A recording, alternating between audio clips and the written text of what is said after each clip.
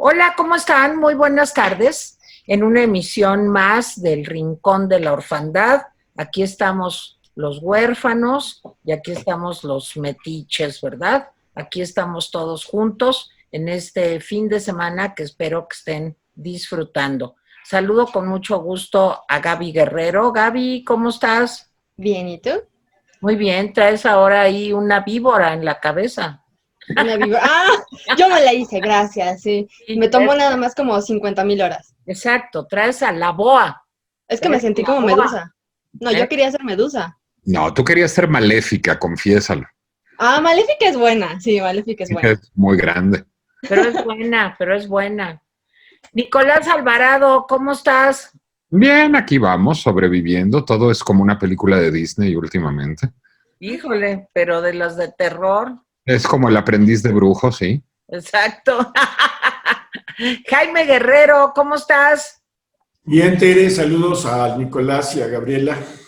Muy bien, pues fíjense que por idea de una personita que está aquí con nosotros y que trae una víbora en la cabeza, y porque se inauguró hace muy poquitos días una plataforma nueva que ya llegó a México, que es Disney Plus, pues hoy vamos a hablar de un tema que a mí me choca bastante, bueno, no bastante, un poco, y que es las películas de Walt Disney, que no sé si ustedes saben, pero en Alienígenas Ancestrales, Walt Disney estaba coludido en una intriga con los extraterrestres y con Werner von Braun. Entonces sí es un personaje que me da un poco de mello, ¿verdad? No, de veras va a estar divertido el programa, vamos a hablar de películas de Disney y paso rápidamente a darle la palabra a la autora de este tema, a Gaby Guerrero. Gaby. No, ya antes de que le pases la palabra, yo quiero hacerle una interpelación. Defina película de Disney.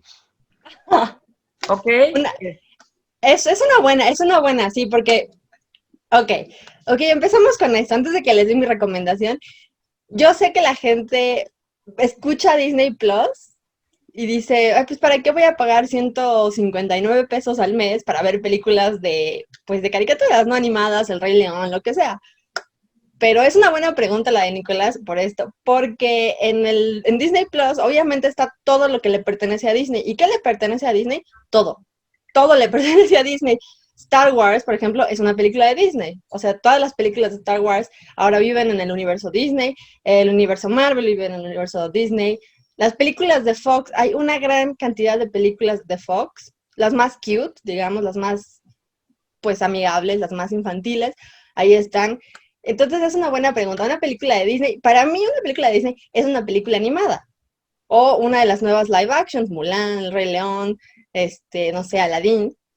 Pero es una gran pregunta porque él escogió algo que no es nada de eso, entonces sí, sí, película de Disney pudo ser muy amplio, pero digamos película hecha por Disney, no, no poseída por Disney, ¿eso es mejor? No, pues yo creo que se valen hechas y poseídas. Es decir, pues si el pretexto es Disney Plus, o al menos yo así tomé el brief, porque así me Sí, dijo mi patroncita Gaby, pues era cualquier cosa que viviera en Disney Plus.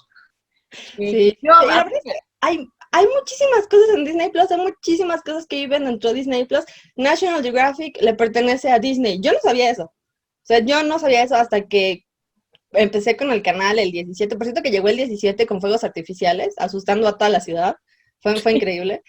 Y entonces me meto y veo que tiene documentales de Egipto, tiene documentales de, pues de todo. Tiene, por ejemplo, tiene Cosmos. No tiene Cosmos la original con Carl Sagan, tiene Cosmos la nueva con esa no Neil me deGrasse. gusta. Ahí les va backstage corporativo para explicarles cómo sucedió esto. En los años 20, no, en los años 10, o sea, cuando Teda Vara era la gran vampiresa del siglo XX, se fundaron los estudios Fox. En los años 30 se fundaron los estudios 20th Century de Daryl Zanuck. Eventualmente 20th Century compró a Fox y así nació la 20th Century Fox. En el camino, Disney empezó su estudio de animación en los años 20 también y hasta los años 50 distribuía a través de RKO, de otra productora cinematográfica. En los años 60, Disney funda su propia empresa de distribución, que es Buena Vista, y 20th Century Fox tiene una existencia paralela. En algún momento, News Corp, o sea, Rupert Murdoch, compra 20th Century Fox, y a partir de eso, 20th Century Fox se une a otras subdivisiones de News Corp como National Geographic o como Lucas Studios eventualmente, que eran subdivisiones de 20th Century Fox. En algún momento Disney compra la mitad de 20th Century Fox, es decir, compra Fox. No Fox News, que sigue siendo de News Corp, sino Fox Film Studios. Entonces, por eso toda esa librería, incluyendo National Geographic, incluyendo Star Wars, le pertenece a Disney ahora. Y las viejas películas de Fox, de Ted Avara, de 20th Century Fox, de Marilyn Monroe, y las películas recientes de 20th Century Fox son de una empresa que como en los años 30 se llamó otra vez 20th Century. Entonces, hay una tejemaneje corporativo, pero eso es lo que explica que Disney Plus tenga los contenidos que tenga. Tiene que ver con, digamos, adquisiciones y desadquisiciones de grandes corporativos de entretenimiento. Y todo eso ha causado que tengamos un gran canal, o sea, porque no son nada más películas animadas, en realidad sí vale mucho la pena, creo yo. Yo ayer, por ejemplo, vi una película que se llama Big Business, donde Bette Midler y Lily Tomlin son gemelas, no lo entiendo, pero es una película muy simpática. Y tiene películas así, tiene películas cómicas de los 70, 60, y no animadas me refiero, o sea, películas cómicas, películas lindas. Si les gustan las películas cómicas de los 60, 70, 80, 90, ahí están. Hay un gran catálogo, mi papá debe estar muy feliz porque ahí está The Sound of Music, y ahora la puede ver una y otra y otra y otra y otra vez, hasta que el mundo termine. Okay. Y la verdad es que sí, o sea, sí tiene muchísimas cosas más allá de las películas animadas, tiene algo para todo mundo, de todas las edades. Entonces, yo digo que vale la pena. Oye, Gaby, a mí lo que me gustó mucho de tu propuesta es que eran películas animadas y como todos estamos desanimados, entonces que nos va a animar. Entonces, si nos anima, pues ya a todo dar. Yo sí escogí una película animada, las otras no, pero escogí una y mi primera película es una película que he visto como 1800 veces y es Frozen. Y el año pasado, cuando Netflix sacó sus estadísticas de fin de año, decían, alguien vio Frozen una vez al día por 365 días y yo me pregunté a mí misma, ¿habré sido yo? No fui yo, pero sí la he visto muchas veces. Y pues obviamente la película de Frozen, incluso si no la han visto, saben que fue un fenómeno. O sea, todo el mundo se obsesionó con el soundtrack de Frozen. Empezaron a vender a Anna y a Elsa por todas partes, más que cualquier otra princesa de los 90, diría yo. Más que, digamos, Pocahontas, Mulan, pues Jasmine, o sea, todas ellas. Y la verdad es que la historia es distinta a las otras películas de Disney, en el sentido de que es una película de personajes femeninos, pero no están indefensas. Son dos personajes, mujeres, Anna y Elsa. Anna, por supuesto, es la hermana menor, Elsa es la hermana mayor, y pierden a sus padres.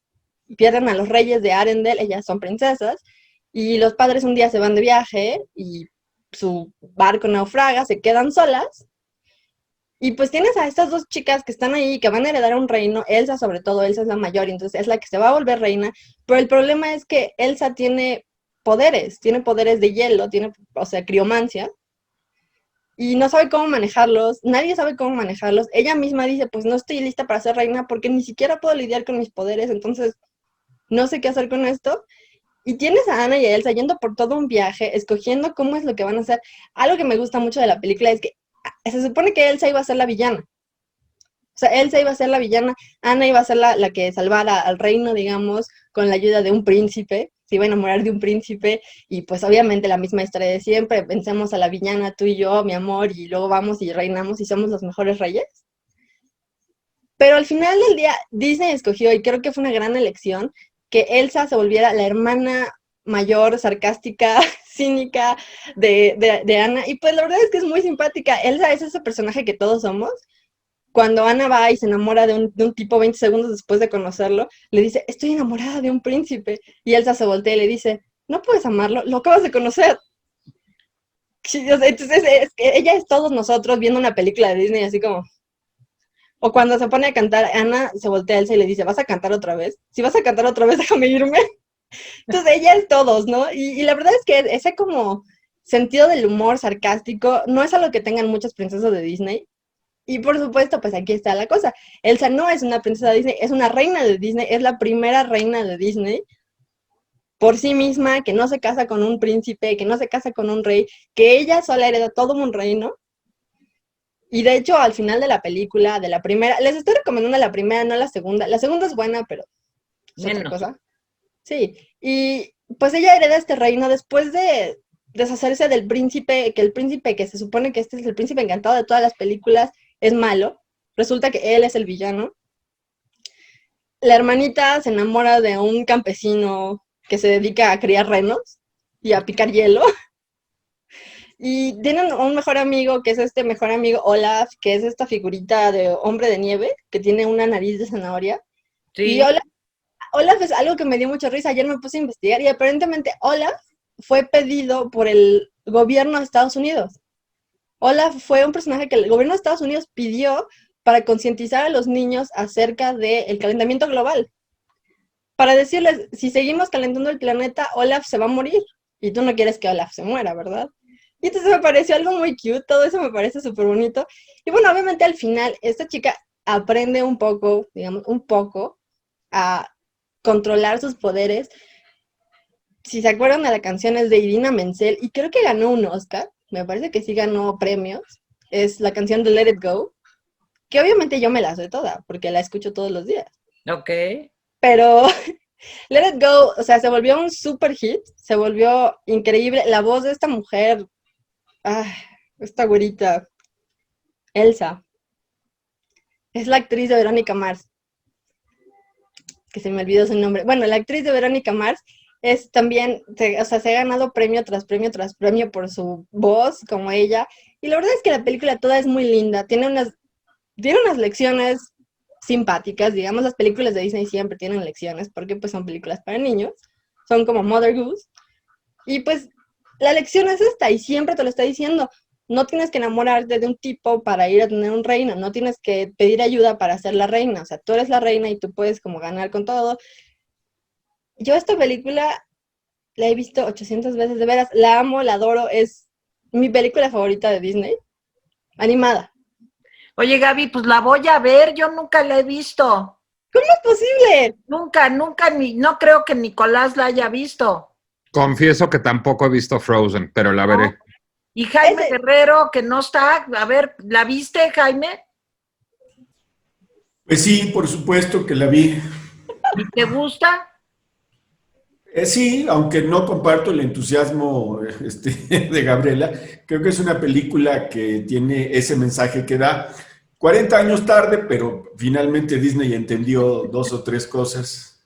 Es cierto, es 40 años tarde. Estoy completamente dispuesta a admitir que es tardío el mensaje del feminismo, pero lo logra. O sea, llega ahí y la película de Frozen es la película que ha ganado más dinero con Disney, la película animada que ha ganado más dinero con Disney. Pasó al Rey León, pasó a Mulan. La verdad es que todo en la película es increíble y es la única película de Disney cuya secuela fue al cine y no fue directamente a estreno de casa. Okay. Como dicen antes, estreno de video. No, pues la tengo que ver, Gaby. Bueno, ahora vamos a ver. Es increíble, vean. La tengo que ver y está en Disney Channel. Claro. Todo está en Frozen, está toda la de Frozen, está 1, 2 y la serie. Ok. Bueno, vamos a ver la otra cara de Disney con Nicolás Alvarado. A ver, Nico. Pues mi primera propuesta no es la otra cara de Disney, es más bien la otra época de Disney para acusar la diferencia generacional que tenemos Gaby y yo. Diferencia generacional que se ensancha muchísimo, porque, a ver, yo diría que hay dos eras doradas de Disney y a mí no me tocó ninguna en realidad. Por eso yo estoy adscrito a la primera, que es lo que nos pasa a todos los cuarentones y cincuentones. Es decir, la primera era dorada de Disney viene, digamos, en los años 40 y 50, en donde Disney estaba vivo y viene, digamos, como el gran auge de las películas de animación. Alcanza todavía un cachito de los años 60. Pero los 70, los 80 serían años bastante negros para Disney. Bajó la calidad de la animación de manera muy importante, bajó la calidad de la narrativa. Realmente Disney se recupera con La Sirenita, que si no me equivoco de 1987, cuando yo ya no tenía tanta edad para ver películas de Disney. Entonces yo, como toda la gente de mi generación, estoy adscrito pues a la generación más bien aquí de los intrusos del Rincón de la Orfandad en términos de películas de Disney. Y eso es algo muy notable de Disney, es decir, somos ya varias generaciones que hemos crecido con los mismos títulos. Confieso, Disney no es muy mi cosa. Las películas, yo soy del mundo de la fantasía animada de ayer y hoy. Prefiero el sadismo, el masoquismo y la incorrección política de la animación de Warner Brothers. Pero he ido recuperando a Disney y fíjense por qué vía recuperé esta película y me puse a pensar en lo mucho que me gusta esta película. La recuperé por vía de Guillermo del Toro.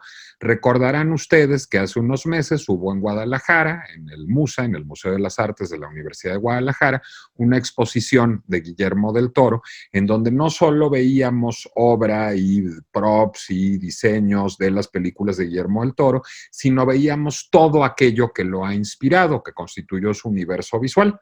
Y bueno, ahí había desde arte mexicano hasta arte europeo medieval, hasta cosas del mundo de la farmacología, hasta, en fin, todo tipo de cosas, pero había de manera muy importante, ya empiezo a tener aquí un soundtrack tapatío en mi ventana justamente para ambientar esta experiencia. A partir de esto, pues fíjense que descubrí que una de las grandes influencias sobre Guillermo del Toro es alguien a quien yo no conocía, aunque conocía su trabajo y lo conocí por esta exposición, que es Eyvind Earle. Eyvind Earle, averigüé a raíz de la exposición de Guillermo del Toro, fue un extraordinario ilustrador, un extraordinario dibujante, pero no de personajes, sino de escenarios. Ustedes saben que la animación cinematográfica, y sobre todo en las épocas en que se animaban las celdas a mano, pues es un proceso complejísimo en donde unos animadores trabajan la escenografía, los backgrounds, y otros animadores trabajan a los personajes. Eyvind Earle fue el animador que llegó a suplir para La Bella Durmiente a Mary Bryan. Mary Bryan, que es también quien hace toda la identidad gráfica de Disney World. A lo mejor si han ido a Disney World conocen el Hotel Contemporary, el Contemporary Resort, y este gran mural que tiene como indigenista justamente en el gran atrio por donde pasa el monorriel. Ese es un mural de Mary Bryan. Bueno, Mary Bryan tenía un estilo mucho más naif y fue sustituida a petición de Disney, que quería darle un look mucho más contemporáneo a su animación, por Eyvind Earle para La Bella Durmiente en 1959. Eyvind Earle era alguien que tenía dos influencias muy importantes. La pintura flamenca, es decir, era un conocedor de la escuela flamenca de pintura verdaderamente impresionante, y el diseño contemporáneo californiano de los años 50. Y entonces, a partir de esas dos influencias, lo que hace es generar una estética muy inesperada, muy compleja, muy elegante, muy aterradora, muy angulosa para todos los backgrounds de La Bella Durmiente. En la exposición de Guillermo del Toro había varias celdas de animación de los backgrounds de La Bella Durmiente. Yo ahora me he dado un clavadazo en internet para ver el trabajo de Eyvind Earle, no solo para Disney, sino trabajó mucho como ilustrador para la industria editorial, también para revistas, para libros, para portadas de libros. Es un absoluto prodigio, porque lo que tenemos es una lectura muy años 50, pero del universo visual del medievo. Entonces es verdaderamente impresionante. Y hubo mucho problema al interior de la factoría, digamos, de Disney, con la estética de Eyvind Earle. Les resultaba muy fría, muy hierática a los animadores de Disney en aquella época. Y entonces, de plano, Walt Disney, buscando una solución de compromiso, dijo, a ver, tenemos que hacer unos personajes, porque los personajes tenían que adaptarse al estilo de Eyvind Earle. Tenemos que hacer unos personajes pues que sean más simpáticos y más cálidos, porque sí, el compañero Earle es muy elegante, pero es muy frío. Y entonces aprovechó Disney que había una huelga en los estudios de animación de Warner Brothers para llamar a Chuck Jones. Chuck Jones es uno de los grandes animadores de los estudios de la Warner Brothers, el animador de muchos de los cortos famosos de Bugs Bunny, del Pato Lucas, de Elmer Gruñón. Y Chuck Jones, sin crédito, de manera clandestina, subrepticia y sin saberlo Warner Brothers en aquella época, diseñó a las tres hadas, a Flora, Fauna y Primavera.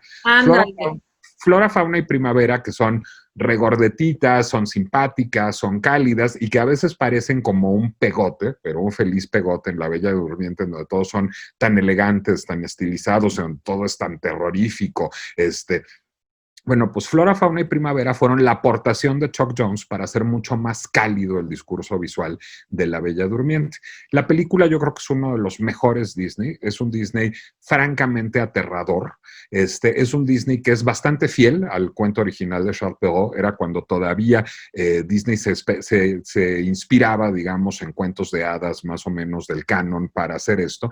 Y digamos, a mí que leía a edad temprana psicoanálisis de los cuentos de hadas de Bruno Bettelheim, libro que les recomiendo muchísimo y que definitivamente no es un libro para niños, sino que habla de todas las cosas terribles que pasan en los cuentos de hadas y sobre cómo hay una educación moral y una educación a enfrentar la adversidad y el peligro en los cuentos de hadas y a enfrentar, digamos, los abismos del inconsciente. Bueno, yo diría que el correlato de la lectura que hace Bettelheim en psicoanálisis de los cuentos de hadas, sin duda en términos visuales, es La Bella Durmiente, es decir, cuando Maléfica se transforma en dragón, cuando Aurora se pincha con la rueca, cuando tiene el príncipe que ir por el bosque, desbrozando todos esta red, este entramado de árboles espinosos, son imágenes muy ominosas, muy terribles, muy influidas por el arte europeo y nos hablan del talento absolutamente fulgurante de Eyvind Earle. Y en efecto, Fauna, Flora y Primavera, en términos shakespearianos, son un muy buen comic relief, son un muy buen contraste a este mundo prohibitivo y hierático de Eyvind Earle, y eso pues también nos habla del talento absolutamente glorioso de este gran animador de Warner Brothers trabajando clandestinamente en Disney, que fue Chuck Jones. Además, a mí no me gusta Tchaikovsky, pero hay mucha gente a la que le gusta mucho Tchaikovsky. Si les gusta Tchaikovsky, pues vale mucho la pena ver la Bella Durmiente y escuchar la música de La Bella Durmiente, porque lo que hicieron los compositores, que fueron Sammy Fain, uno de los grandísimos letristas de Hollywood, mejor dicho, él era sobre todo un compositor de música de Hollywood, y también el compositor, que fue Jack Lawrence, fue trabajar con, pues digamos, la partitura del ballet de La Bella Durmiente de Tchaikovsky para generar, pues, canciones pop, para generar canciones que pudieran convertirse en éxitos en aquella época. Y, por supuesto, Once Upon a Dream, basada en la partitura de La Bella Durmiente de Tchaikovsky, pues, se volvió un gran éxito y es uno de los grandes clásicos musicales de Disney. Compite muy fuertemente con Alicia en el País de las Maravillas por la categoría de mi película de Disney favorita, pero sí le va ganando por el absoluto genio tanto de Eyvind Earle como de Chuck Jones. Sí, qué mello, a mí me dio mucho miedo, mucho miedo. Ahorita les cuento, pero a ver, Jaime Guerrero, tu número 2 de Disney. Bueno, antes de entrar a mi número 2 de Disney, voy a decir algunas cosas que tienen que ver con esta historia de corporaciones que Nico relataba, pasándolas por el salón de belleza, pero detrás de estas fusiones hay una serie de canalladas que en el camino hizo las empresas Walt Disney, que llegaron a ser conocidas en algún momento como el imperio del ratón malvado. Sí, por cierto. Para una buena parte de los analistas intelectuales, Disney junto con Warner, AT&T, Comcast y Viacom pues son las 4 grandes corporaciones que en los últimos 40 años han arrasado con pequeñas empresas de telecomunicaciones, entretenimiento de medios, parques temáticos, canales deportivos, etcétera, etcétera, etcétera. Son gigantes impresionantes que han estado pues en etapas en los últimos años, a pesar de todo, en etapas bollantes, y apenas son un poquito menos monstruosos que las grandes corporaciones, las monstruosas corporaciones tecnológicas ligadas a Silicon Valley, ¿no? Pero bueno, pues este es Disney. Disney ha sido acusada de explotación de sus trabajadores, de prácticas monopólicas, de acoso empresarial. Es una cosa que te explica por qué a principios de este siglo Disney estaba a punto de la quiebra. Imagínense este imperio. Y luego de repente empieza a renacer. Muchos han acusado de Disney de que acosa a pequeñas empresas muy creativas que tienen buenas ideas y que les hace firmar contratos en donde Disney pues, hace de todo, los personajes, las películas, etcétera, etcétera, etcétera. Y al final pues, Disney sale beneficiado. No siempre salen, más bien casi nunca salen beneficiadas las empresas que por necesidad se han acercado a Disney. Hay que recordar que además el propio Walt Disney, ese hombre bonachón que aparecía en Disneylandia de vez en cuando, pues fue acusado en los años, a finales de los años 30, todavía no empezaba la Segunda Guerra, pues de simpatizar con el nazismo. Incluso hubo advertencias del gobierno de los Estados Unidos hacia Disney, y Disney contestó, curiosamente, como sabía hacerlo él, con una serie de cortos pues muy antinazis, aunque esa era la acusación, en donde aparecía, me parece que el Pato Donald, Mickey Mouse, etc. Y luego fue probado que fue parte de la estructura de este senador McCarthy en los años 50. Disney sí, pues dio los nombres de las gentes que trabajaban para Disney, que creía que estaban ligadas con el comunismo, y fue un feroz anticomunista Walt Disney. Digo, de la historia pues real de las empresas Disney. Pero bueno, pese a todo esto, debo decir que en mi inocencia infantil yo fui un niño Disney. ¿Sí? No sabía todo esto, y si lo hubiera sabido, pues no lo hubiera entendido y no me hubiera importado. Entonces yo fui un niño Disney que prendía la televisión y esperaba que pasaran pues caricaturas de Disney. Sí, a mí me gustaba mucho Disneylandia.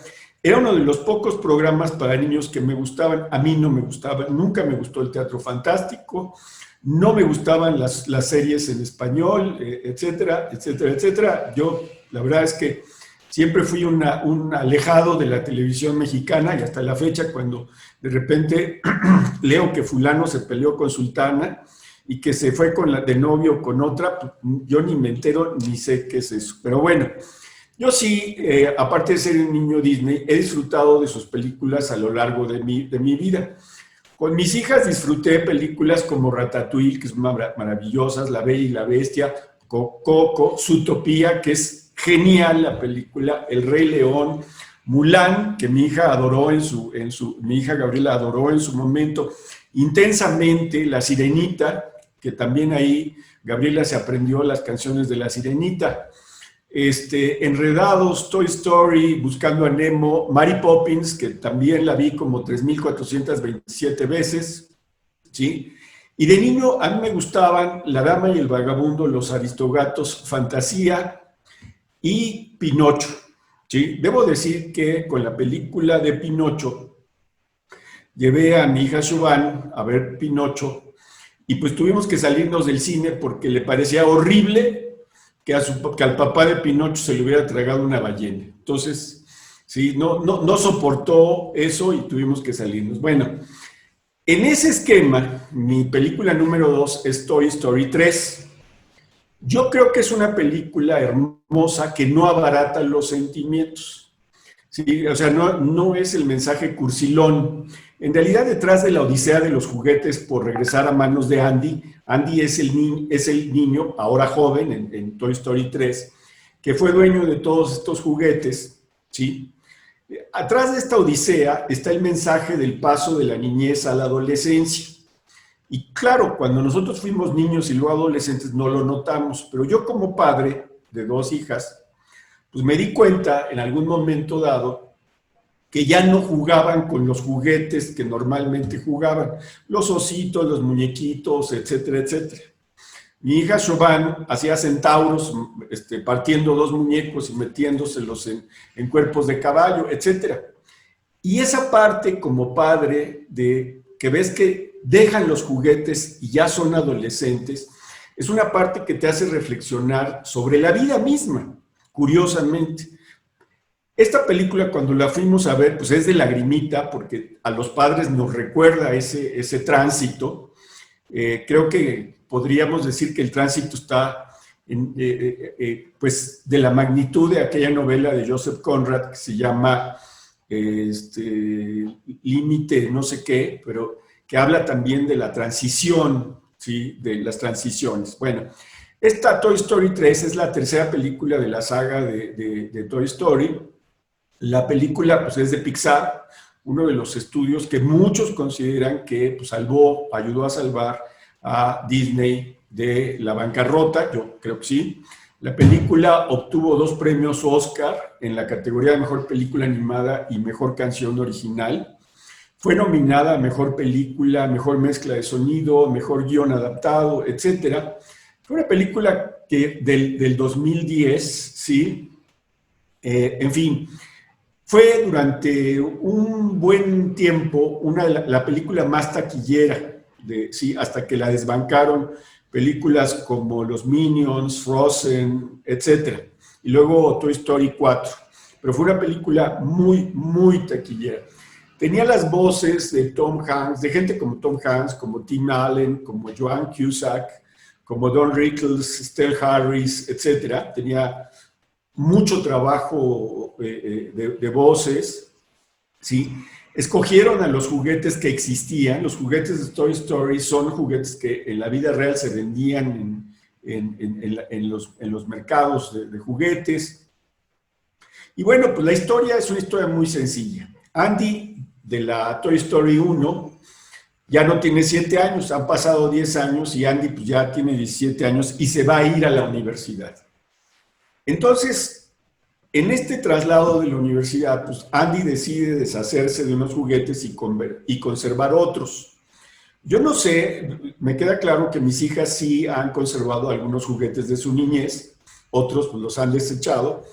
Supongo que muchos hacen eso, otros no, seguramente los desechan todos. Aquí Andy, el personaje, pues aparta a unos, pero por un error, unos personajes se van a la basura, ¿sí? Y otros se van a una guardería, ¿sí? Y bueno, pues los juguetes que se van a la basura se sienten muy ultrajados porque sienten que Andy ya no los quiere. Los personajes son maravillosos, son el vaquero Woody, que es un muñequito de estos que había, Buzz Lightyear, que es el que dice al infinito y más allá, Jessie, que es una vaquerita, los cara de papa, son geniales los cara de papa, un dinosaurio y un cerdito, no me acuerdo bien cómo se llaman, pero son, digamos, los personajes básicos de la trama. Y bueno, pues toda la película esta es que al final llegan a una guardería y al principio dicen, bueno, pues aquí nos van a apreciar los niños porque vamos a estar con niños y el propósito de los juguetes es hacer felices a los niños. Pero resulta que en la guardería hay una especie de cártel, ¿sí? Un cártel de juguetes malvados, ¿sí? Y ese cártel, que el muñequito Ken es parte de ese cártel de malvados. Siempre lo vi sospechoso a Ken y ahora sé por qué. Entonces, resulta que estos juguetes pues hacen lo que quieren en esta guardería y esclavizan a los demás juguetes. Y cuando se rebelan, los matan, los queman, ¿sí? Todos son de plástico o de peluche, etc.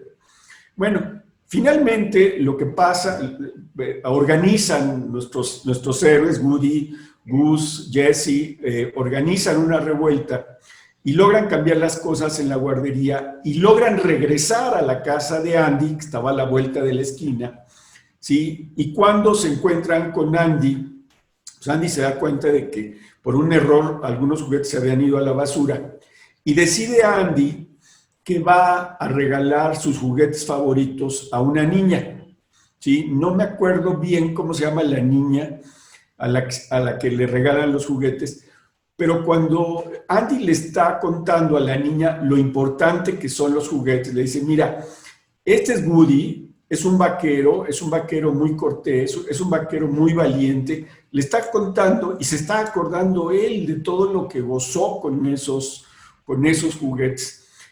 Toda esa parte me parece muy bien lograda, me parece una película que rebasó pues el decir es una película solo para niños. Yo creo que es una película para niños y para adolescentes y para jóvenes adultos y para padres.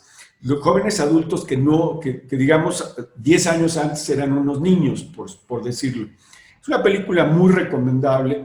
Es impresionante cómo la crítica de todos los países opina que es una de las mejores películas de Walt Disney. Está considerada como una de las mejores películas. Y repito, es una película de Pixar, ¿sí? Que ayudó al rescate. Está, como todas las demás películas, bueno, por lo menos esta está, por supuesto, ¿sí? En ese streaming del Imperio del Mal del Ratón, que se llama Disney Plus. Así, ahí la pueden ver, ¿sí? Entonces, les recomiendo que la vean, ¿sí? Que la vean. No es una película estrictamente para niños. Bueno, pues están muy bonitas sus recomendaciones, pero déjenme decirles que a mí no hay una sola película de Disney que no me haya aterrorizado. La También de primera, Pixar. las de Pixar, pues yo vi el Toy Story 1 y pues así que me fascinara, digo, ya era yo una señora grandecita, pero no, o sea, Uy, ¿Tuviste no, tienes que ver Encanto? la que recomendó Jaime, es una maravilla. sí, yo sé, todo el mundo dice que es una maravilla, pero a mí las películas tristes no me gustan, o sea, me dan, Esta no es una película triste. ¿Tuviste Intensamente? no, Es una maravilla también. Una maravilla de película. no. No, lo que pasa es que no te das chance de ser feliz, Teresita. Pero a mí me gusta intensamente porque no me doy chance de ver ser feliz. Adivina con qué personaje de intensamente. Lo sé, lo sé.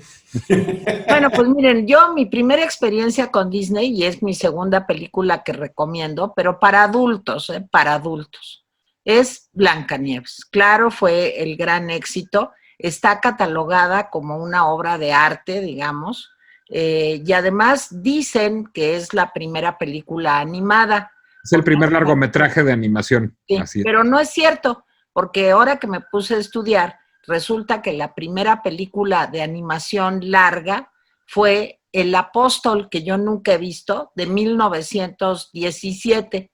Ok. Yo nunca he visto eso, no tengo la menor idea de qué será. Es de un argentino que se llamó Quirino Cristiani. No tengo idea qué es El Apóstol, pero les prometo que voy a investigar más. Pues resulta que yo tenía, la Blancanieves se estrenó, si no recuerdo mal, en 1937, pero no crean que, que yo ya vivía en esa época, no, yo la vi en los años 50, cuando era una niña chiquita, tendría yo 3 o 4 años, y mis papás me llevaron al cine a ver Blancanieves. Bueno, les quiero decir que para mí fue terrorífica. Primero, Blancanieves perdida. Ya saben la historia de Blancanieves, pues Blancanieves es preciosa y hay una madrastra que, como todas las madrastras, es malísima. Yo creo que yo presentía que iba a ser una madrastra, y entonces la madrastra todos los días le preguntaba: espejito, espejito, ¿quién es la más bonita del reino? Y le decían: tú, reina. Entonces la madrastra se reía así, ja, ja, ja, ja, ja, y decía: sí, yo soy la más preciosa. Ah, pero resulta que crece Blancanieves, que es su hijastra. Las figuras masculinas no son muy importantes más que por el príncipe, ¿verdad? Bueno, y entonces pues crece Blancanieves y que se vuelve guapísima, y que un día llega la madrastra y le dice: espejito, ¿quién es la más bonita? Y le dice: pues Blancanieves, con perdón, ¿verdad? Pero aquí la más bonita es Blancanieves. Entonces la reina, que es mala, la madrastra, contrata a un cazador. Eso ya me pareció, cuando la veía yo a los 3 años o 4, parecía algo de terror, que la madrastra contratara a un leñador para que le sacara el corazón a Blancanieves. Era como de Indiana Jones o de los tan admirados aztecas por la cuarta transformación. Yo decía: ¿de veras le van a sacar el corazón? No, no puede ser. Fue un sufridero horrendo. Total que se la llevan al bosque, el bosque es terrorífico también, y ahí en el bosque, pues deciden que no le van a sacar el corazón, sino que se lo va a sacar a otro pobre animalito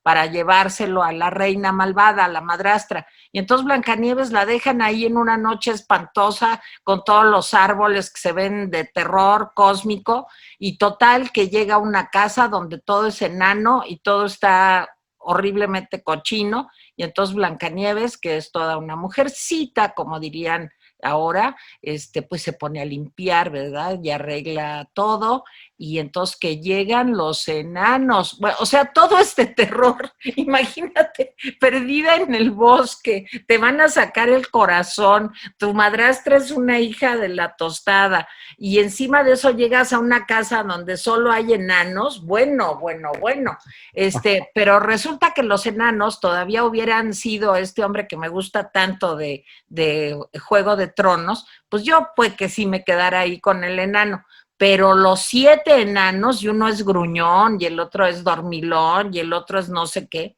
y entonces ella se hace amiga de los enanos, y entonces le dicen, no, pues aquí quédate, aquí dice, bueno, pues yo me quedo aquí para arreglarles la casa, y ustedes se van a trabajar, y ya todos somos muy felices, pero la madrastra le vuelve a preguntar al espejo, y el espejo, que es de la WIF, digamos, o sea, entonces le dice, no ha muerto Blancanieves, pero ¿cómo si yo tengo aquí el corazón en un cofre? Pues no, no se ha muerto, ahí está, vivita y coleando. Y entonces la bruja malvada, la madrastra, decide que se va a transformar, va a un sótano y se transforma en una bruja viejita y dice que le va a dar una manzana a Blancanieves para matarla. O sea, eso, bueno, imagínense a los 3, 4 años ver esta historia que es verdaderamente de miedo. Entonces yo digo, ¿y la va a matar? Sí, la va a matar. Y llega y la mensa de Blancanieves, ya saben ustedes, igual que Adán, que se come el pedazo de la manzana y pues que se muere.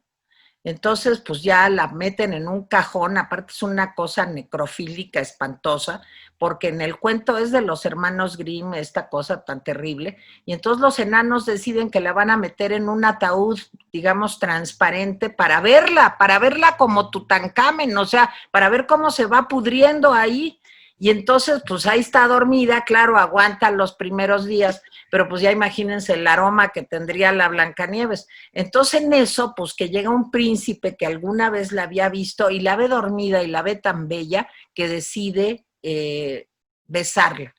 Y a la hora que la besa, pues que se despierta. En la novela, bueno, en el cuento de los hermanos Grimm, lo que pasa es que se le había atragantado un cacho de la manzana y dicen que cuando el príncipe la besa, le hace casi la maniobra Heimlich, ya saben, esa que te aprietan abajo del diafragma para que eches lo que tienes atorado, y entonces ya se despierta Blancanieves. Y entonces ya se casan y son felices y ta.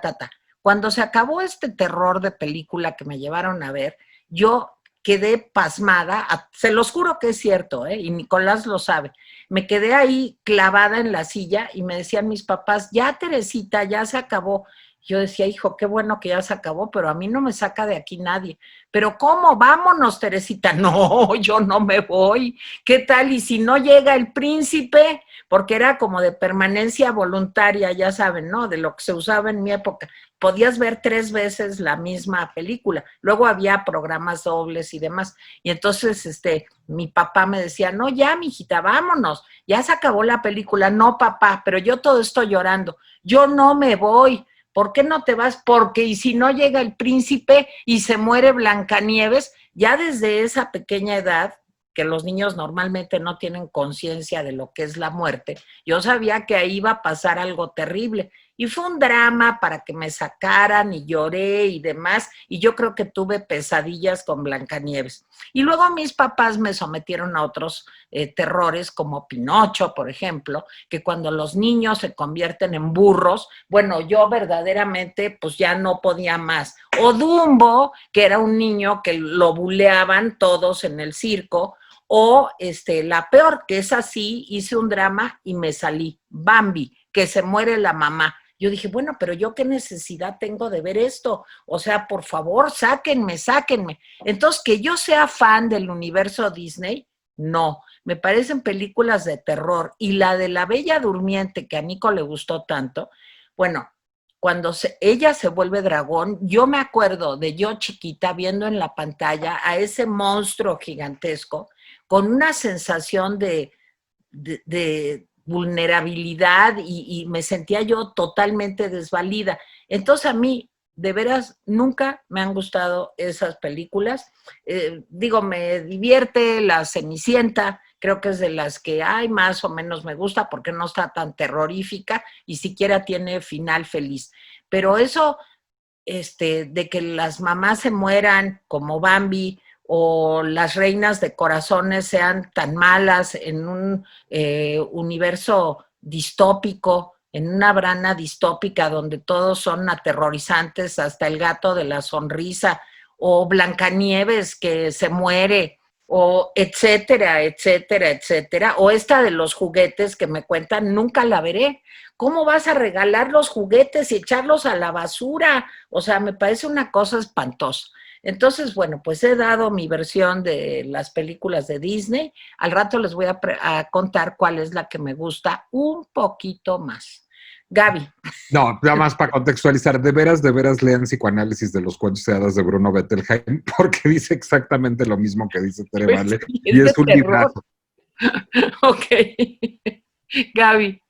Bueno, yo les voy a decir, si lo cuentas así y no dices que es una película de Disney, sí suena como un episodio de American Horror Story. Pues te pierdes en el bosque, te quieren sacar el corazón, luego te meten en una cabañita con 7 tipos extraños. Sí suena así. Pero siempre que pienso eso, y sí lo he pensado muchas veces, me acuerdo de una cita de C.S. Lewis, de las Crónicas de Narnia, de si los niños van a enfrentar dragones, hay que enseñarles cuentos que les enseñen que pueden vencer a esos dragones. Y entonces, pues el universo Disney para mí está basado en el hecho de que pues sí pasan estas cosas terribles y hay como todo esto oscuro y terrible, pero al final puedes vencerlo.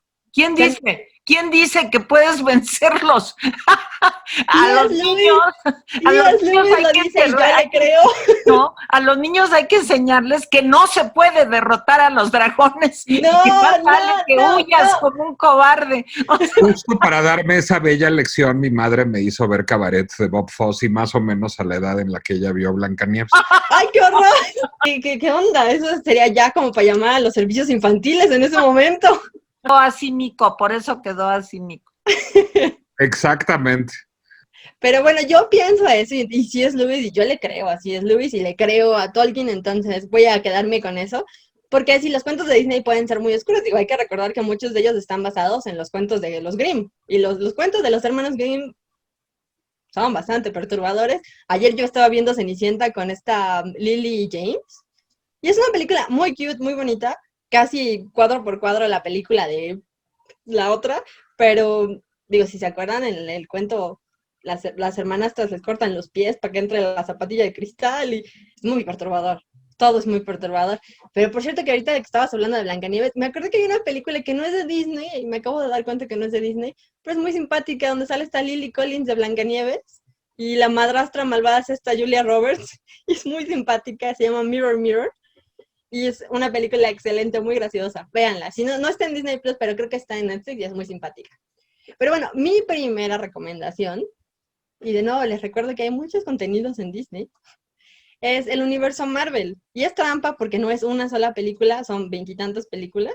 Pero el universo Marvel, incluso si no les gustan las películas de superhéroes, incluso si no les gustan las películas de Capitán América, lo que sea, vale la pena verlas, al menos un par de ellas, estudiarlo como fenómeno cultural, porque cambió la forma en la que nos acercamos a las películas de superhéroes, completa y absolutamente. Digo, siempre hemos tenido películas de superhéroes, ha habido no sé cuántos Superman, o sea, no sé cuántos Batman, pero por ejemplo, Batman habíamos tenido como Batman's Adam West, ¿no?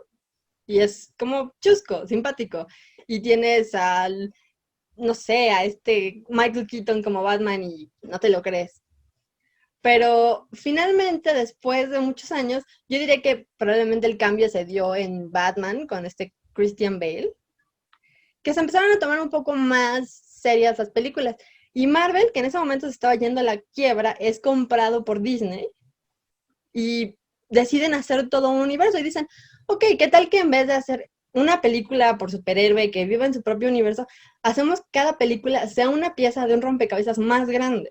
Y todas estas películas van a estar unidas por personajes, por historias en común y por cosas en común. Ok, va, lo empezaron. Y lo empezaron a hacer con El Increíble Hulk, con Edward Norton, que pues ya nunca volvió a aparecer porque dice que Hulk está debajo de él y sus actores de método y entonces dijo, ok, bueno, está bien. Y si ven esa película, en la última escena vemos el primer vistazo de Robert Downey Jr. como Iron Man. Y eso fue, pues, yo me imagino que 2008, 2007 debió ser. Entonces el universo Marvel lleva todo este tiempo creándose. Después de eso sale Capitán América y también se ve ahí pues las pequeñas conexiones con otras películas. Sale Iron Man 1, Iron Man 2, Capitán América 2 y empieza a crecer este universo y empiezan a tener los mismos personajes y la gente empieza a darse cuenta como en la tercera, cuarta película de que lo que están viendo no son solamente historias solitarias, no son solamente historias hechas, digamos, para gente que ya sabe lo que está pasando, para lectores de cómics, sino que son películas hechas para todo el público y que están empezando desde cero todo y están entregándole estas historias, pues, digamos, aligeradas a un público más grande. Y digo, antes de eso nunca se vio que hubiera estas enormes multitudes esperando entrar a películas de superhéroes antes de Avengers, por ejemplo. Y pues tienes esto, finalmente todo este rompecabezas tiene un punto. La meta era siempre llegar a Avengers Endgame, siempre era pues esto meter a todos estos personajes distintos. ¿Y qué han logrado las películas de Marvel? Han logrado algo que pocas películas han logrado, y es que llevaron bien el cambio de medio, o sea, el cambio de cómics a cambio a la película, ¿no? O sea, los cómics, sí, son lectores de cómics, yo sé que mi papá lee cómics, o sea, y sabrá que cada cómic tiene su propia estética, cada personaje, cada escritor, incluso cada era, tiene su propia forma de ser. Por ejemplo, el Superman de la época de oro no es igual que el Superman de la época de plata, por ejemplo. Y igual Capitán América no es igual uno que otro, depende quién lo escriba, depende cuándo lo escriban. Y lograron hacer eso, lograron que las películas de Capitán América tuvieran su propia estética, tuvieran su propia moral, digamos, tuvieran su propia meta. Y por ejemplo, el Capitán América es un superhéroe dedicado a proteger a Estados Unidos. Pase lo que pase, él protege a Estados Unidos. Él mismo lo dice, yo no soy un soldado intergaláctico, yo soy un soldado que, o sea, protege a Estados Unidos. Y tienes por el otro lado los Guardianes de la Galaxia con Chris Pratt y con Zoe Saldaña, y son películas ya muy simpáticas, muy graciosas, o sea, cómicas. Son películas cómicas que tienen momentos de seriedad, pero son completamente distintas. Son otro tipo de héroe completamente. No son todos héroes cortaditos, digamos, por el mismo molde, sino que cada héroe es distinto. Iron Man es un héroe completamente distinto a Capitán América. Black Widow es Scarlett Johansson. Es una heroína completamente distinta que pues tiene un background oscuro en la Unión Soviética. Ella era pues una creación genética de la Unión Soviética. Tenemos, por ejemplo, Black Panther con Chadwick Boseman, que pues falleció este año, logró traer una discusión acerca de diferencias raciales, no solamente entre blancos y afroamericanos, sino incluso entre africanos, o sea, gente del continente africano y gente que fue llevada a la esclavitud a Estados Unidos y que sufren distintos tipos de discriminación y que ellos mismos tienen distintos tipos de discriminación entre estos grupos que se parecen. Y logró empezar una discusión acerca de eso. Y lo hizo de una forma seria. O sea, sí es una película de superhéroes, pero también tiene una moral, tiene algo serio detrás. Tanto así que fue, creo que la segunda o primera película nominada a un Oscar, la primera película de superhéroes nominada a un Oscar. Es una gran película. No es una de mis favoritas de Marvel, pero sí vale la pena. Y logró también, pues, unir, digamos, a un grupo, o sea, los cómics eran un nicho relativamente pequeño, sí había muchas personas a las que les gustaban, pero revitalizó a una industria que estaba muriendo, o sea, la industria de los cómics estaba muriendo. Y llega el universo Marvel y les dice, tenemos todos estos personajes, y todos estos personajes son esto, pero también son todo esto atrás, y puedes ir a tu tienda de cómics y leerlos. Y revitalizó completamente la industria.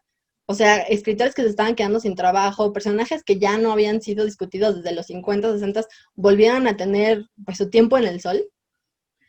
Y la verdad es que todo esto fue gracias al universo Marvel. Y finalmente lo lograron, o sea, lograron crear estas 22, 23 películas, llegar a su Endgame, que es Avengers Endgame, la última, por supuesto. y llegar al círculo, o sea, te cuentan toda la historia. Las películas están muy bien contadas, los directores están muy bien escogidos, entre ellos pues, Joss Whedon, entre ellos estos que trabajaban en Community, que son unos hermanos.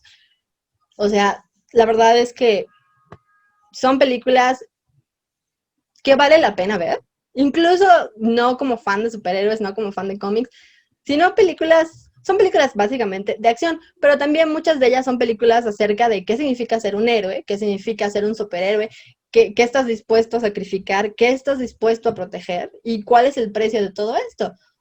O sea, de hecho, son las primeras películas que lidian con ese, digamos, esa cuestión que siempre ha sido como del ladito, de, pues si eres un superhéroe, pero ¿qué vas a hacer? O sea, destruyes toda la ciudad para protegerla, ¿y qué pasa? Alguien tiene que pagar por esa ciudad. Entonces, ¿cómo puedes controlar a este grupo que es, pues, básicamente un grupo de vigilantes?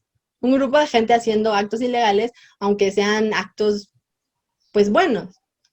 Y lidia con todo esto a través de 3, 4 películas. Y no nos presenta héroes perfectos, digamos. Dicen que DC te hace películas, dicen eso, que DC hace superhéroes que son dioses y que Marvel hace superhéroes que son humanos queriendo ser mejores. Y creo eso, sí, o sea, sí me parece que es cierto, porque realmente son superhéroes imperfectos. Tony Stark es básicamente un alcohólico funcional, básicamente, o sea, no sabe cómo ser un marido, no sabe cómo ser amigo. El Capitán América tiene completo síndrome postraumático de la guerra. O sea, todos tienen un súper trauma. Thor, por ejemplo, empieza a ser un dios dorado. Chris Hemsworth empieza como un dios dorado, así guapo, fuerte, alto, príncipe de un reino. Y termina, pues, básicamente perdiéndolo todo. En la última película está gordo, está traumatizado, es un alcohólico, ya lo perdió todo, perdió el reino, perdió a sus papás, perdió el amor de su vida, perdió a su hermano. Entonces, todos estos personajes pasan por, o sea, nunca son solo una cosa, pasan por todas estas olas que son muy reales. O sea, la gente es así, a veces está feliz, a veces está bien, a veces no. Y la verdad es que el universo Marvel logró eso. Y son algunas de mis películas favoritas. Y lo voy a decir nada más porque está mi papá aquí, a ver si me está escuchando. El mejor Spider-Man es Tom Holland. Si me está escuchando. Sí, y bueno, pero por supuesto hay ahora una buena noticia. ¿Cómo traiciona al personaje? Ay, tendremos esta discusión fuera de cámara. Pero hay una buena noticia y se las voy a contar de una vez. Y es que, pues todo esto que nos contó Nicolás acerca de Fox, de que Disney compró la mitad de Fox y todo esto, ha sido pues un poco de un drama, ¿no? Porque si se acuerdan, en los 90, bueno, puede que sea a principios de los 2000, salió una película muy mala de Los Cuatro Fantásticos con Jessica Alba como Sue Storm. Pésimas películas, pésimas, pésimas películas. Y Chris Evans era la antorcha humana, de hecho, en estas películas. Y es que en algún momento Marvel se fue a la quiebra y empezó a vender sus personajes uno por uno a cadenas distintas. Unos quedaron con New Line, otros quedaron con Fox, otros quedaron con Universal.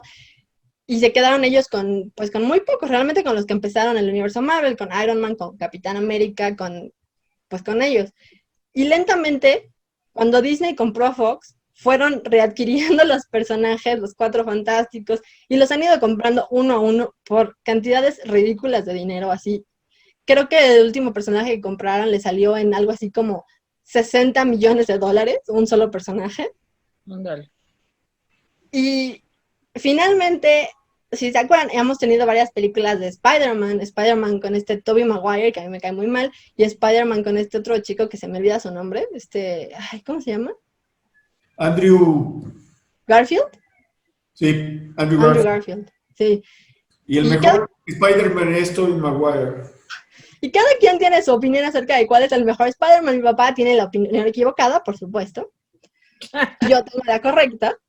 Pero algo curioso que pasó es que en la última película de Avengers se ve como no es solamente un universo, sino que los personajes del universo Marvel viven en un multiverso.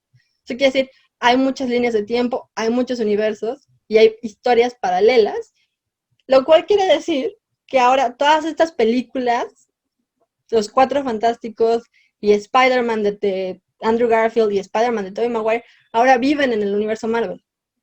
Entonces, el universo Marvel oficialmente ya no son nada más estas 23 películas oficiales, digamos, sino que son todas las películas de Marvel que salieron antes de eso, sí le están dando una continuidad a eso, y ahora que existen en Disney, pues lo pueden hacer más fácilmente, porque todos le pertenecen a una sola unidad, digamos. Así que yo les recomiendo que vean al menos las primeras 2, 3 Pertenecen películas. al imperio del mal. El Imperio del Mal. Ugh, ugh. ¿Cuánto cinismo hay en una sola persona? Y aquí tenemos, en serio, a mí me gusta mucho. Gaby, ¿cuál es la primera que habría que ver para entenderle a todo esto? Es una buena pregunta. Yo digo que Iron Man 1. O sea, El Increíble Hulk con Edward Norton es oficialmente la primera. Esa ya la vi. Pues, Llevé a mi mamá a verla. ahí sale Iron Man, al final, ¿sí? Ajá. Y esa fue la primera que empezó. Pero creo que de hecho no está en Disney porque creo que el personaje todavía le pertenece a Universal.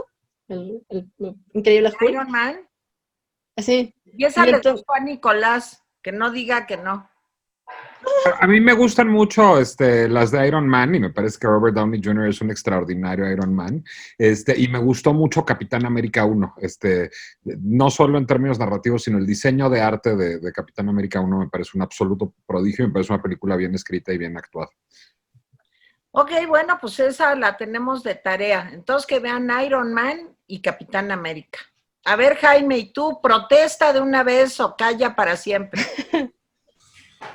Bueno, a ver, sobre ¿no le tocaba a Nicolás? Perdón. Sí, le tocaba a Nicolás. Adelante, Lo que Nicolás. ustedes quieran. Bueno, a lo mejor no va a ser un poco anticlimático que hable yo, porque yo me voy a ir dentro de Disney Plus, muy lejos del universo Disney. Les voy a confesar algo. Yo tengo Disney Plus hace muchísimos años, hace muchísimos meses. De hecho, yo contraté Disney Plus a los 4 o 5 días de que la Organización Mundial de la Salud declaró la pandemia. Y les voy a explicar por qué. Bueno, y ahorita les voy a contar cómo también, que es una historia truculenta. Uh-huh. A ver, el primer asunto es, seguramente han oído hablar de Hamilton, este musical de Broadway, que fue un éxito absoluto, que ha refrescado el lenguaje de Broadway, que ganó no solo todos los Tonys del universo y todos los Obbies del universo, los Drama Desks del universo, perdón, los Obbies son los de Broadway, sino además el premio Pulitzer y que hizo de Lin-Manuel Miranda su compositor, letrista, libretista y actor principal, pues una de las grandes luminarias de la historia de Broadway y ahora también de Hollywood. Bueno, pues hubo una filmación, se planeó hacer una filmación, tal cual, no un registro de videos, una filmación para exhibición en salas de Hamilton. Y en esas estaban, y cuando Disney compró los derechos de esto como distribuidor, y en esas estaban, y al mismo tiempo lanzando Disney Plus cuando vino la pandemia. Entonces tomó una decisión, el Imperio del Ratón Malvado, que además de malvado es listo, muy oportuna, que fue decir, a ver, Broadway no va a regresar, el West End no va a regresar, el teatro no va a regresar pronto. La gente no va a ir a los cines pronto y la gente está ávida de contenido y nosotros estamos lanzando una plataforma. ¿Cómo le damos atractivo a una plataforma que produce poco y que sobre todo es una plataforma de catálogo, por sexy que sea ese catálogo entre Blancanieves y Chewbacca y Iron Man?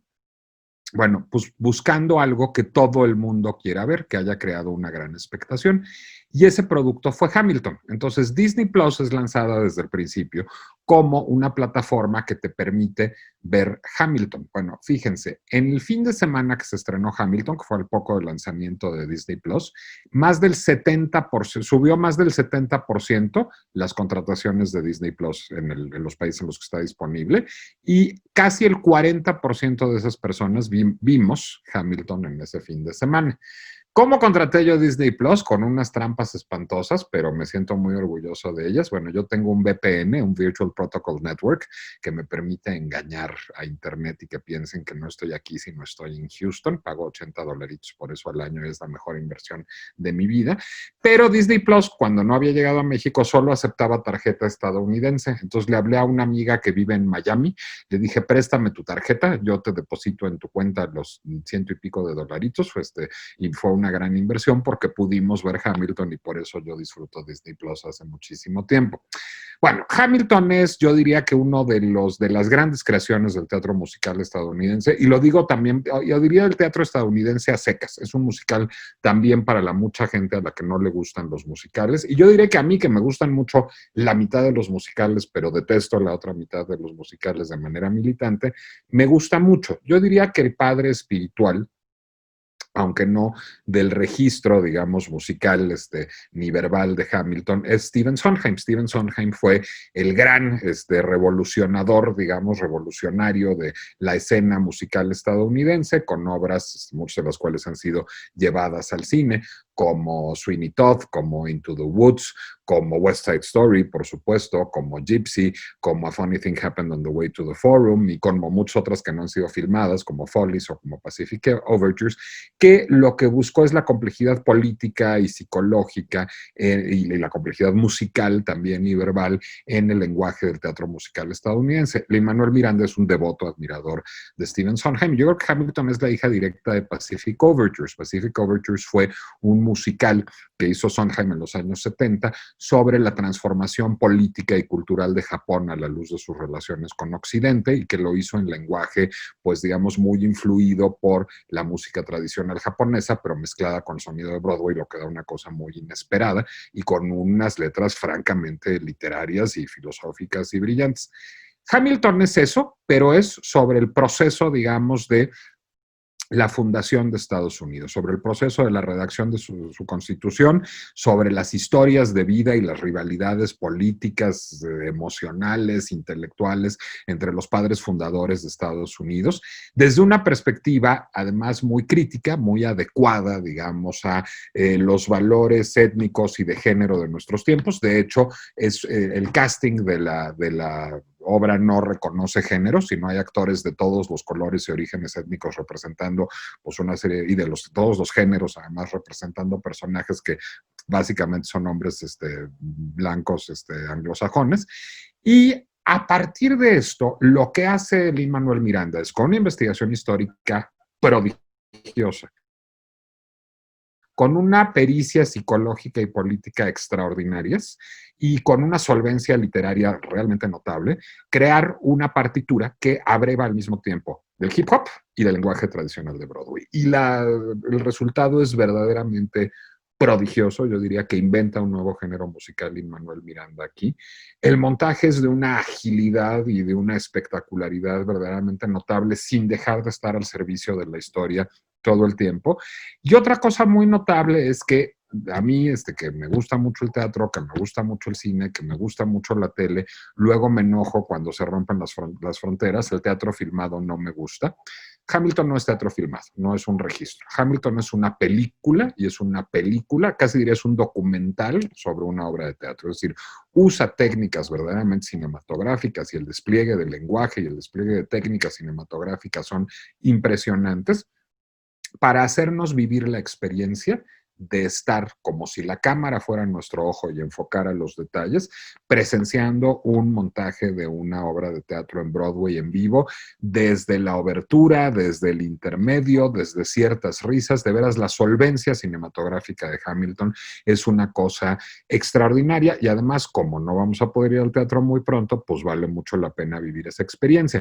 Además, quiero decirles que, aunque podíamos ir al teatro, pues yo por presupuesto no podía ver Hamilton, no solo porque los boletos costaban un ojo de la cara en el mercado negro, porque eran inencontrables, sino porque pues estaba en Nueva York y además estaban vendidos con meses de anticipación. Tenían que pasar meses y tenías que gastar fortunas para conseguir un boleto en el mercado negro. Última cosa, me parece una película que vale la pena ver en un momento en que están creándose nuevos lenguajes en el mundo de la cultura y el entretenimiento. Me decía mi socia y querida amiga Aurora Cano, yo ya estoy harta de que me inviten a hacer cosas que, pues mira, no es teatro, pero no es cine, pero no es tele, pero tantito, pero pues con la cámara, pero el Zoom, pero a distancia, pero en el escenario, pero editado, pero con switcher. Pues es que está creándose un nuevo lenguaje audiovisual, está creándose una nueva experiencia escénica que no es cine, que no es tele y que no es teatro, y que abreva de todo eso. Y creo que Hamilton es uno de los primeros pasos en esa dirección. ¿Y se puede ver a dónde? ¿Aquí en México se En puede ver? Disney Plus, viene en Disney Plus, ahora que ya hay Disney Plus en México con tus 120 pesitos, tú contratas, o 150, ya no sé, tú contratas Disney Plus y puedes ver Hamilton perfectamente. Yo, por supuesto, pues cuando se venza mi suscripción, pues ya no le voy a dar lata a mi amiga Veres, sino que yo voy a pagar mis 120 pesitos para tener Disney Plus. Muy bien, entonces Hamilton. Hamilton de Disney Lin-Manuel Plus. Miranda. Y Ok, yo tengo que admitir que ya también la vi con trampas. Bueno, para empezar, yo empecé a ver a Lin-Manuel Miranda salió, de hecho, si se acuerdan, o lo han visto en Brooklyn Nine-Nine, salió en un episodio, y desde ahí yo me volví su fan, y me puse a investigar acerca de esto, y parece que le dijeron varias veces, oye, ¿por qué no llevamos Hamilton al cine? Para que pueda ser accesible para un público más grande, y dijo que no, porque pues era una cosa que estaba bien en el teatro, y mucha gente dijo, pues sí, pero nunca voy a poder pagar un boleto para ir a ver Hamilton, o un viaje a Nueva York. Y pues sí, yo estaba entre esa gente, por supuesto, y sigo entre esa gente. Y entonces, en cuanto me enteré de que estaba, dije, ok, la voy a ver, y me metí a los lugares malos del internet, en donde existen las películas piratas, y lo vi. Y no tenía una gran, pues, nitidez. Muy mal, ¿eh? Muy mal. Muy mal, no lo hagan. Ahora que tienen Disney Plus, por favor, véanlo por ahí, y yo lo voy a volver a ver. Pero es muy simpática, a mí me gusta Lin-Manuel Miranda, y en Mary Poppins está excelente. ok, pues hay que verla. Bueno, a ver, Jaime, ahora sí. A ver, yo le voy a decir una cosa sobre los cómics, el mundo de los cómics, después de ser retado varias veces por Gabriela Guerrero.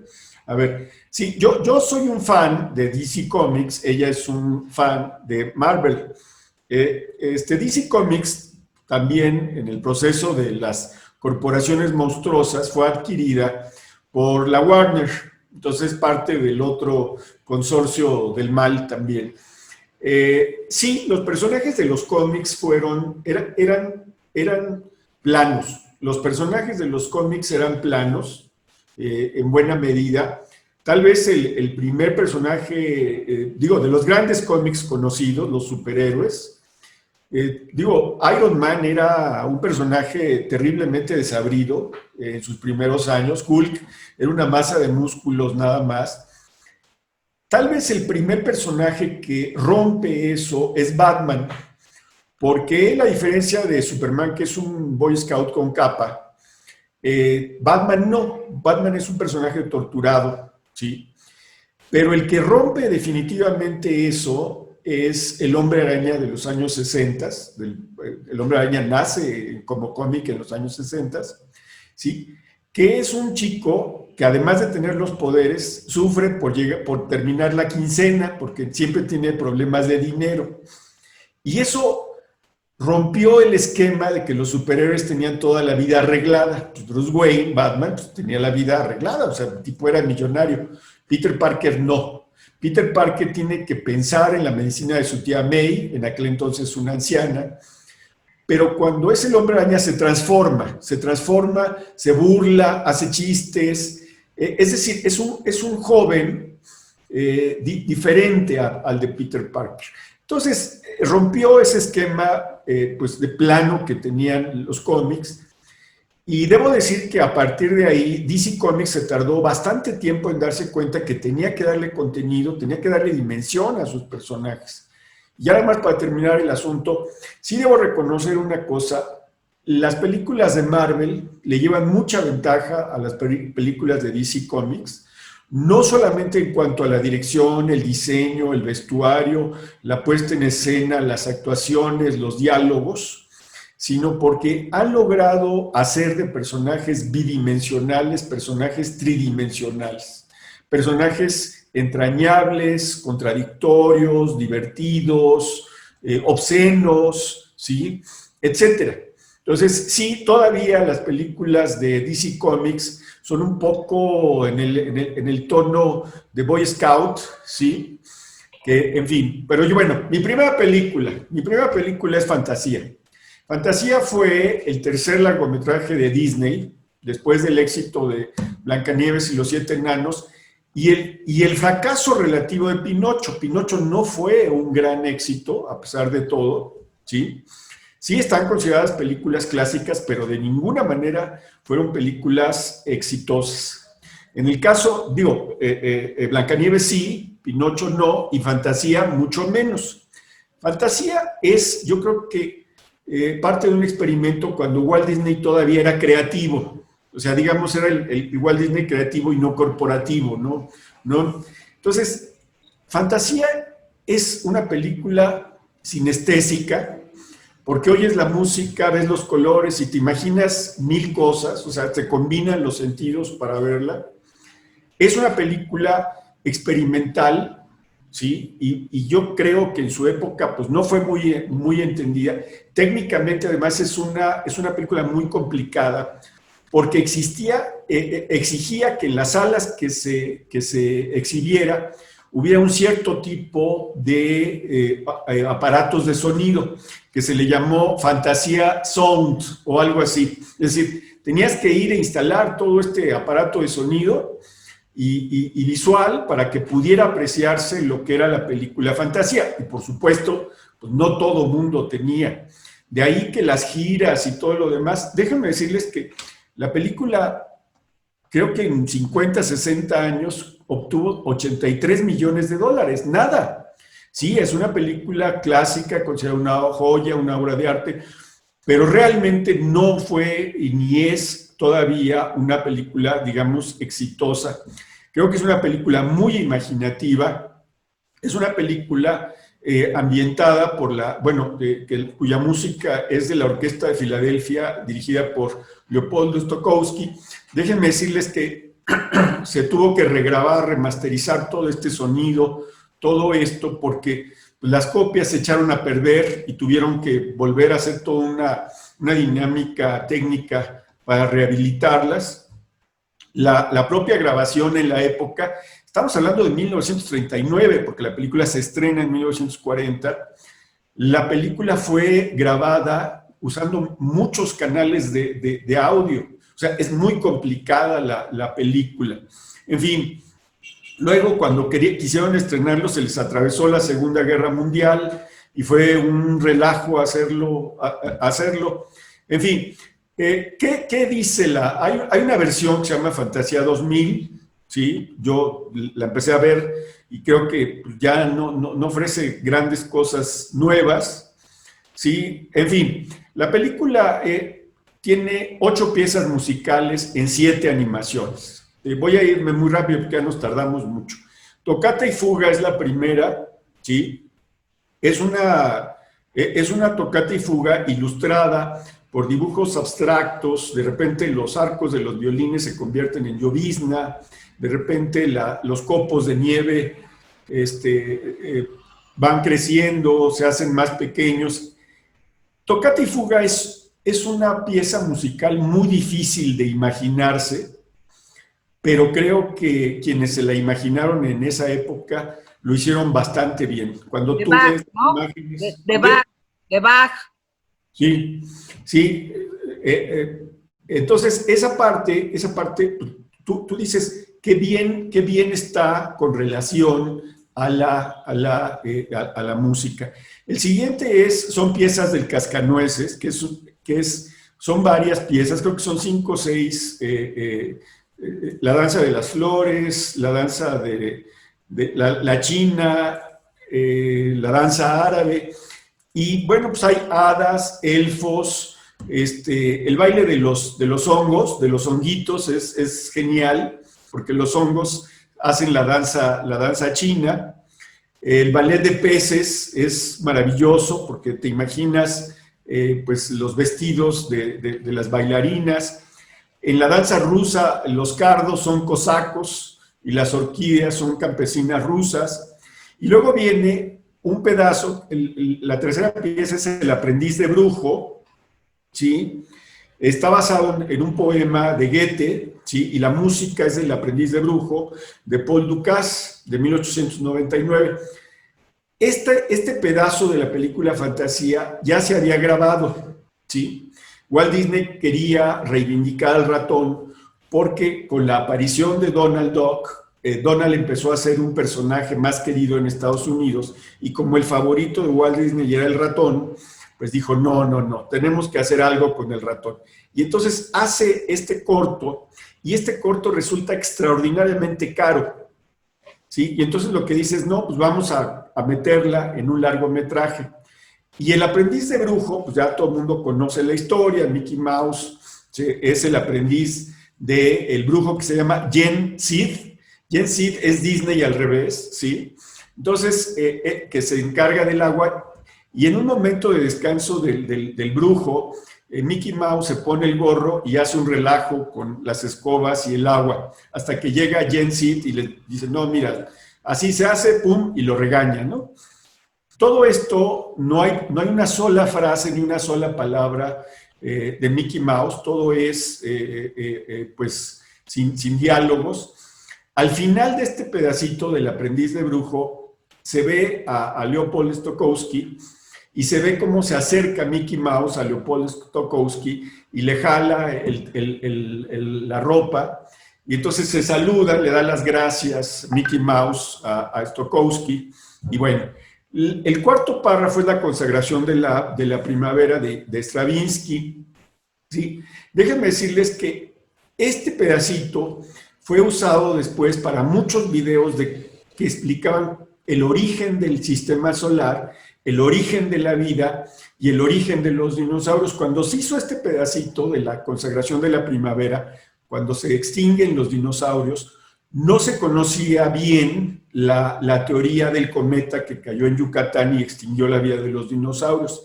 Se creía que la extinción de los dinosaurios se debía a la erupción de varios volcanes, y eso se ve en este pedacito. Es maravilloso esto, la consagración de la primavera fue usado incluso como idea para varios videos científicos posteriormente. Corramos. Y la quinta es la Sinfonía número 6 de Beethoven, es la llamada Pastoral, y sirve de marco para que se haga una especie de escenario grecorromano, de mitología grecorromana, en donde salen Pegasos, unicornios, sale un Dionisio gordito, borracho y simpático, luego sale Zeus echando rayos hacia la tierra, Festos, etc. Esta parte es bonita, pero es visualmente pues, ñoña, bastante ñoña. Y luego viene una de las partes que a los mexicanos por alguna razón les gusta más porque es la que se acuerdan, que es la danza de las horas, donde salen hipopótamos, avestruces, cocodrilos alzando hipopótamos que presumen su trasero, etcétera, etcétera, etcétera. Es una película casi porno, no sé cómo la pudieron, es un pedacito casi porno, ¿sí? Que seguramente alimentó las fantasías de muchos, ¿sí? Con los vestiditos, el baile y todo esto. Es una parte hermosa. Y finalmente la película termina con Una noche en la árida montaña, ¿sí? De Mussorgsky, en donde sale un demonio escandinavo, que en México pensamos que era el diablo, pero es Chernabog, que se despliega, las almas salen, etcétera. Pero como no podía terminar la película con este mensaje diabólico de parte de Disney, al final meten el Ave María de Schubert, que yo creo que había mejores piezas, pero bueno, pues escogieron a Schubert, ¿sí? Y hay una procesión, ¿sí? Y entonces todas las almas regresan, descansan y se hace el día. Bueno, finalmente, para terminar, yo creo que es una de las mejores películas de todos los tiempos. No es una película para niños. Yo recuerdo que la vi de niño y a mí me gustó, pero creo que a todos los demás niños que habían en la sala se fueron a jugar adelante porque les parecía una película ininteligible, aburrida, donde no pasaban cosas que ellos entendieran.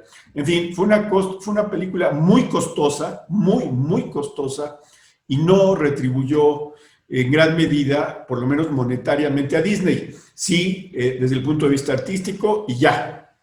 Bueno, pues aquí está mi última recomendación.